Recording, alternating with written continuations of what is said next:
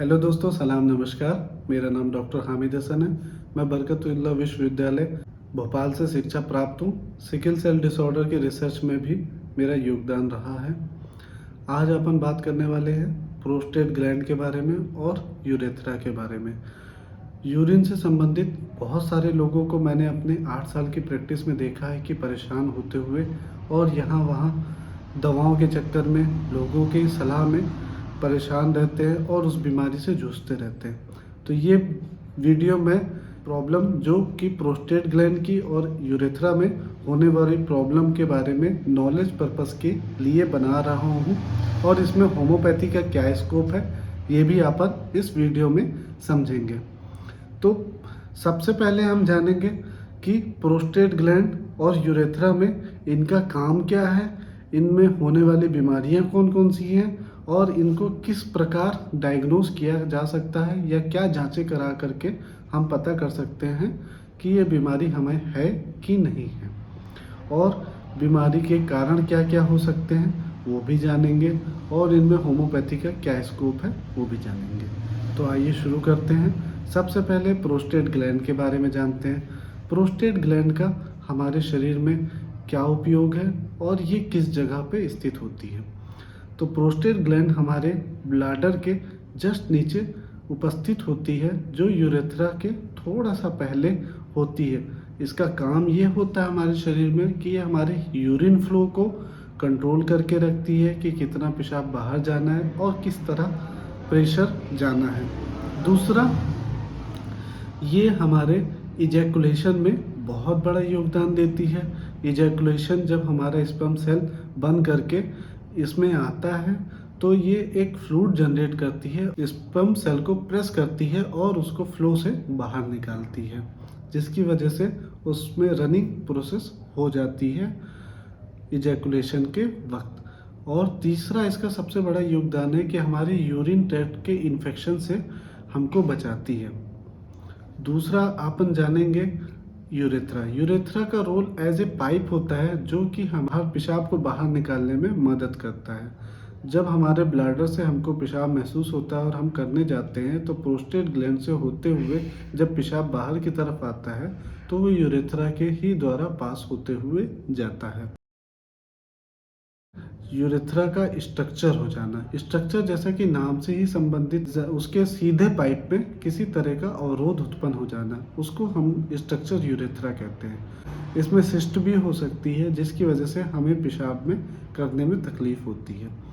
Prostate gland में होने वाली नॉर्मल कॉमन बीमारियां होती हैं। प्रोस्टेट ग्लैंड का इनलार्ज हो जाना, बिनाइन प्रोस्टेट हाइपरप्लेशिया या प्रोस्टेट कैंसर हो जाना है। ये मेल में 40 से 45 साल के एज के बाद होना शुरू होती है।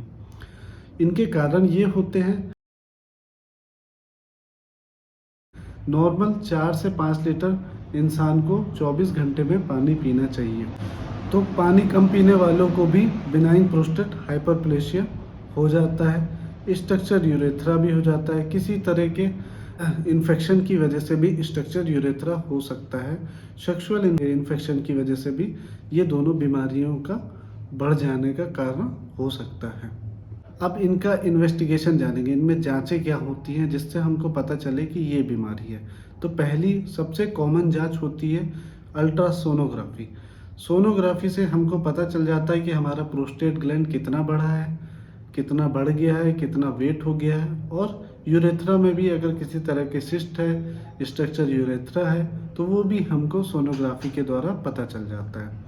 अगर सोनोग्राफी में सही प्रकार से नहीं पता चलता तो इसके लिए दूसरी जांच होती है सीटी स्कैन की। लोअर एब्डोमेन के सीटी स्कैन कराने से भी आपको ये बीमारी पूर्णतः पता में आ जाती है।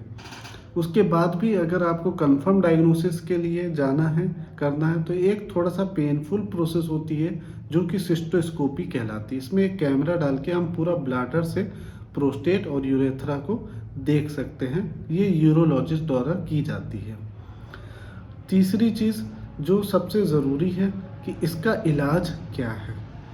इसका इलाज एलोपैथी में हॉस्पिटलाइजेशन होना, और प्रोस्टेट ग्लैंड का अगर बढ़ गया है या उसमें कैंसर हो गया है तो कैंसर वाले प्रोस्टेट को अमूमन बॉडी से रिमूव कर दिया जाता है सही समय पे अगर पता चल जाता है। दूसरा, बिनाइन प्रोस्टेट हाइपरप्लेशिया अगर हो गया है तो उसकी एक सर्जरी होती है जिसको हम TURP कहते हैं।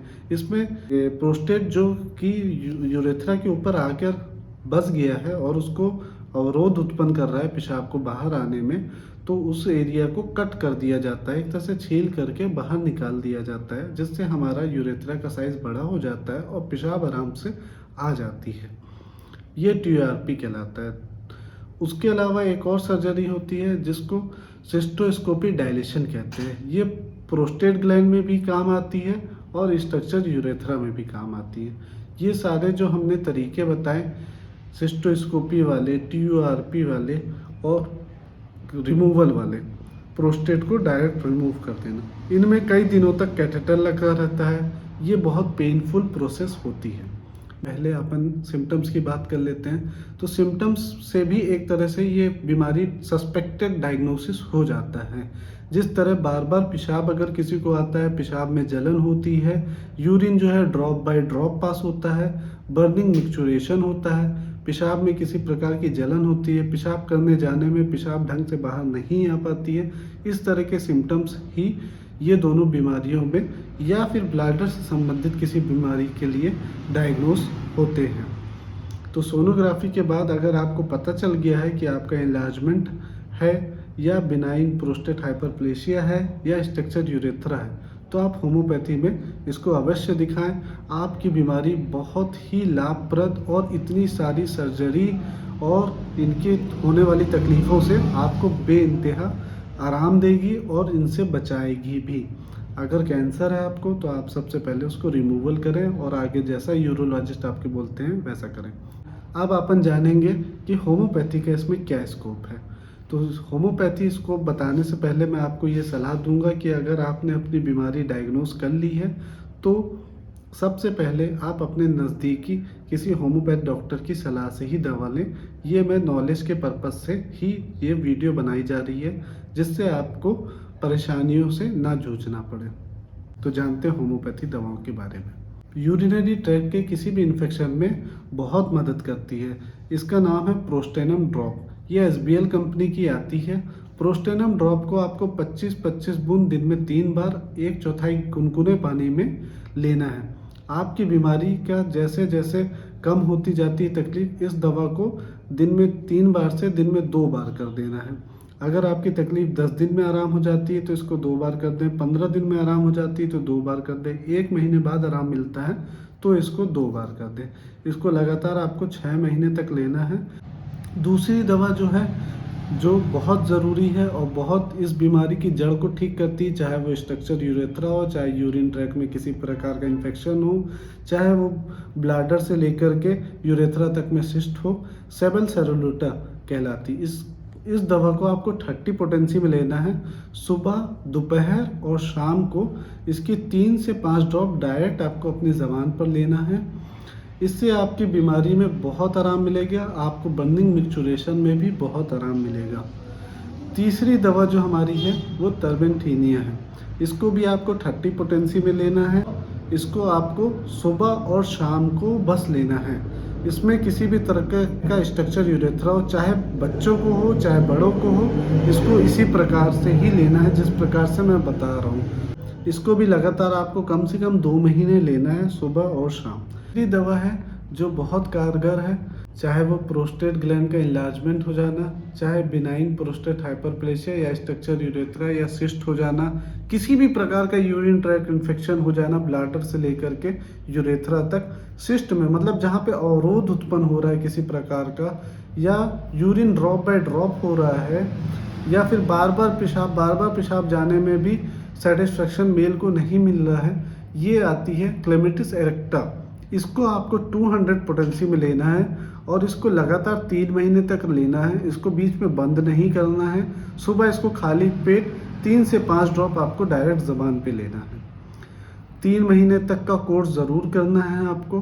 तीनों दवाओं का आपको बहुत आराम मिलेगा। और मेरी फिर दोबारा मैं दोहरा रहा हूँ कि आप अपने किसी नज़दीकी होम्योपैथ डॉक्टर की सलाह में ही ये दवाएं लें और आप देखेंगे कि बहुत अच्छे रिजल्ट्स मिलते हैं। मैंने अपनी प्रैक्टिस में देखा है कि लोग सर्जरी कराने के बाद भी परेशान रहते हैं, कैटेटर लगाए रहते हैं, और मैंने ये दवाएं दे करके मरीज़ों को बेहद आराम पहुंचाया और बहुत सारे मरीज़ों को मैंने ठीक भी किया है। आज वो कोई भी दवाएं नहीं लेते हैं और उनको यूरिन से संबंधित कोई भी समस्या नहीं है। 70-70 साल, 80-80 साल के एज में मेल में मैंने इन दवाओं को दिया है और उनको बहुत अच्छे इम्प्रूवमेंट हुआ है। एक बात और बहुत ज़रूरी बताना चाहता हूँ मैं, छोटे बच्चे जो जन्म से ही उनको स्ट्रक्चर यूरेथ्रा या किसी तरह का सिस्ट या ब्लैडर में किसी तरह का इन्फेक्शन होता है, उनमें भी ये दवा बहुत कारगर है। लेकिन उसकी पोटेंसी मैं इसलिए नहीं बता रहा हूँ कि आप अपने से नहीं लेना है, किसी डॉक्टर की सलाह से ही लेना है। कितना वज़न है बच्चे का कॉन्स्टिट्यूशन कैसा है, इस हिसाब से लेना है। कॉन्स्टिट्यूशनल रेमेडी अगर साथ में आप लेंगे तो इस बीमारी को आप जड़ से ख़त्म कर पाएंगे। दोस्तों, आशा करता हूँ कि मेरा वीडियो आपको अच्छा लगा होगा। अगर मेरा वीडियो आपको अच्छा लगता है तो लाइक करें। इस वीडियो में किसी तरह का आपको सलाह या कोई भी मेरे को आपको परामर्श देना हो तो नीचे कमेंट बॉक्स में ज़रूर लिखें। धन्यवाद। आशा करता हूँ आपका दिन मंगलमय हो।